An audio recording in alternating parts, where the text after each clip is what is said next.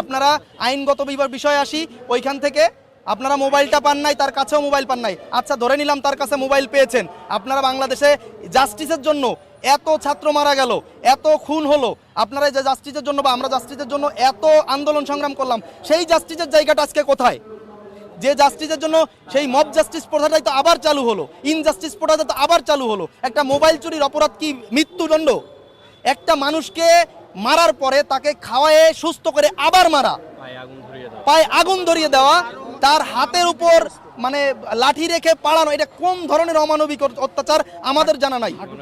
আর আপনারা যেটা বলতেছেন, দ্বিতীয় প্রশ্ন করেছেন যে হচ্ছে যে পরের দিন হচ্ছে গণপিটুনি এবং ছাত্রলীগের ট্যাগ লাগানো। বিষয়টা হচ্ছে যে ভাই, এটা আপনারাই ভালো বুঝতেছেন বা আমরা সবাই জানি, এই একটা ইনজাস্টিসকে কালো পর্দা দেওয়ার জন্য আমাদের বিগত দিনের যে রেওয়াজটা, সেটা এই ঢাকা ইউনিভার্সিটির যারা এই হত্যার সাথে জড়িত এবং কিছু সমন্বয়ক, আমি সবার কথা বলবো না, কিছু সমন্বয়ক যারা এই বক্তব্য দিয়েছেন, তারা আমাদের এই ইনজাস্টিসটাকে আড়াল করতে চাচ্ছেন এই ফেয়ার ছাত্রলীগের ট্যাগ দিয়ে এবং অন্যান্য ট্যাগ দিয়ে, চোরের ট্যাগ দিয়ে, যেখানে তার কাছে মোবাইল পাওয়া হয় নাই, যেখানে তার সুনির্দিষ্ট শুধুমাত্র সন্দেহের বশবর্তী হয়ে তাকে পিটিয়ে মারা হয়েছে, সেই হত্যাকাণ্ডটাকে।